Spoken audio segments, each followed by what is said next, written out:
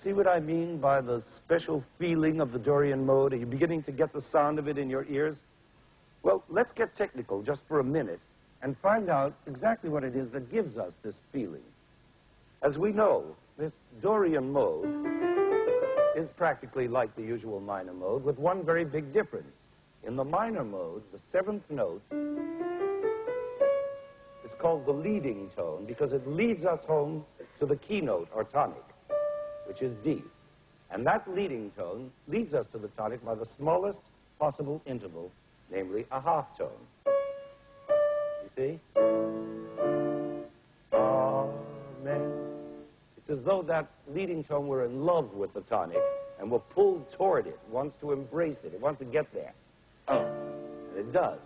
But in the Dorian mode, where the seventh note is a half tone lower, there's a full whole step between it and the tonic. So it just doesn't seem to lead as strongly. It's not in love with the tonic. It's friendly enough, but it just wants to shake hands. You feel how formal, how strange and modal that sounds, that amen?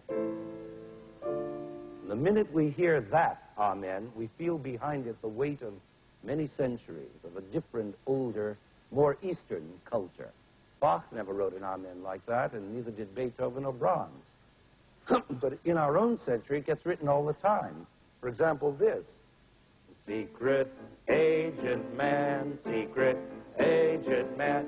Well, that's no amen, of course. But musically, it's exactly the same idea. You see?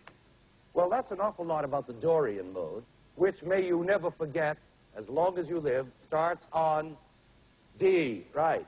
Now let's get on to the next one, which starts on E, the next note. This is called the Phrygian mode.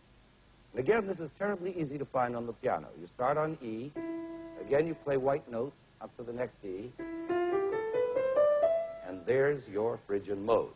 Now, this Phrygian mode is very much like the Dorian in that it is a minor mode, and it has that lowered seventh or leading tone. You see? Again, that formal, strange modal sound. But it also has something else, very unusual.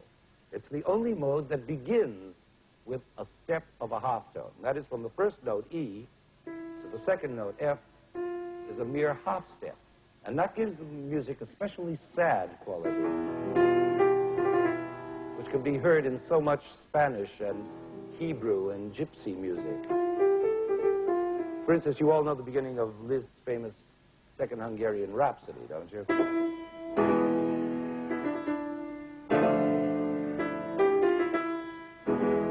You hear that typical sad gypsy sound?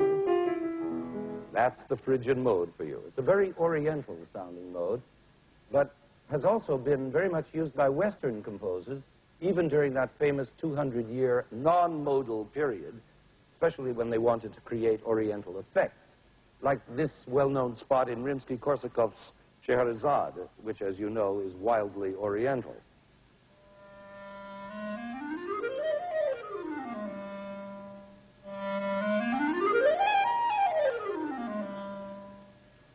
That's about as oriental as you can get, and it's pure Phrygian.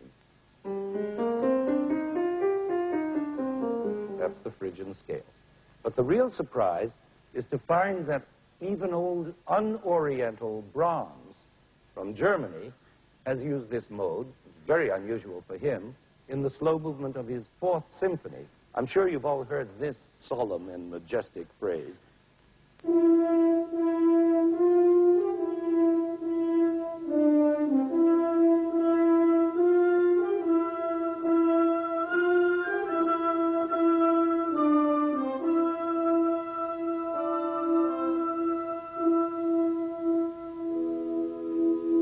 That's the sound of the Phrygian mode, courtesy of Mr. Brahms.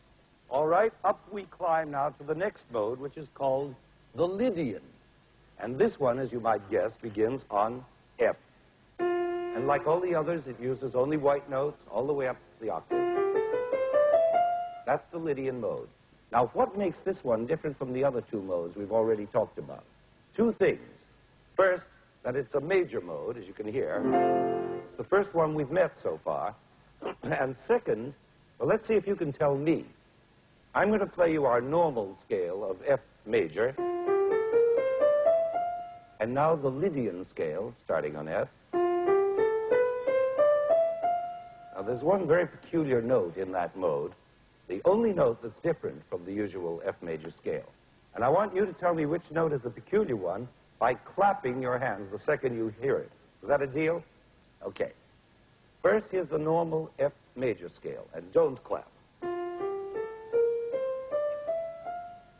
Good. Now, the Lydian scale, and remember you're going to clap when you hear the wrong note. Ah, good, great, exactly. It's the fourth note of the scale, which is a half tone higher than the normal one.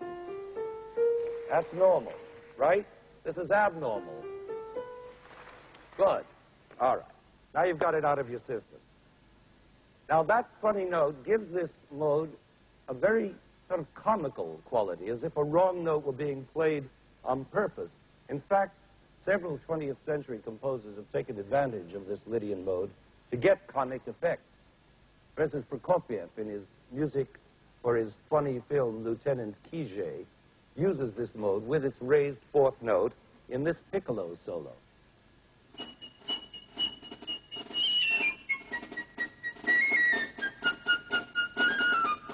Hear it?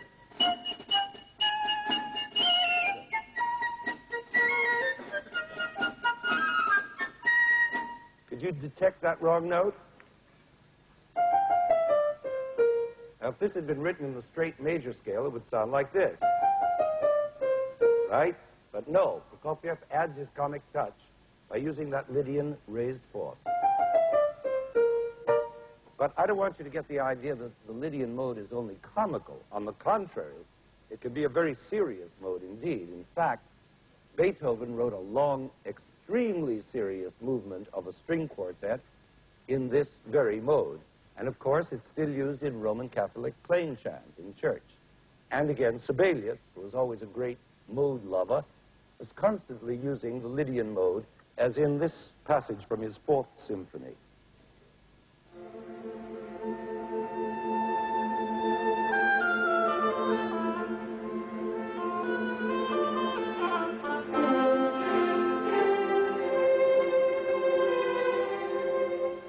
You hear that Lydian note? Only this time it's not a funny note, but a strange, piercing note that seems to come from a faraway place.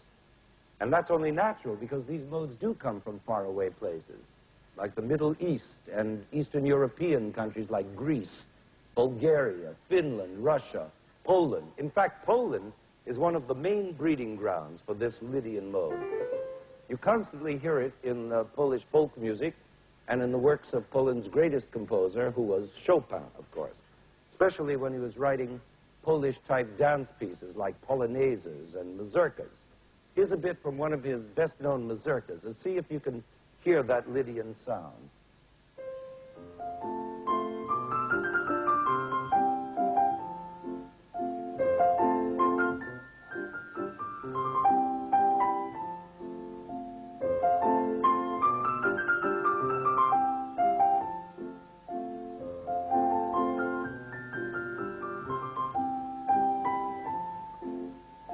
It's an odd sound, isn't it? So fresh and sharp, like the taste of lemon juice. And it's a very Polish sound. In fact, when the Russian composer Mussorgsky, now follow this, when the Russian composer Mussorgsky was writing the third act of his opera Boris Godunov, an act which takes place in Poland, he used this same Polish Lydian mode for his polonaise, which means Polish dance. And we're going to play it for you now, and listen for that tangy Lydian sound of the tune when you hear it.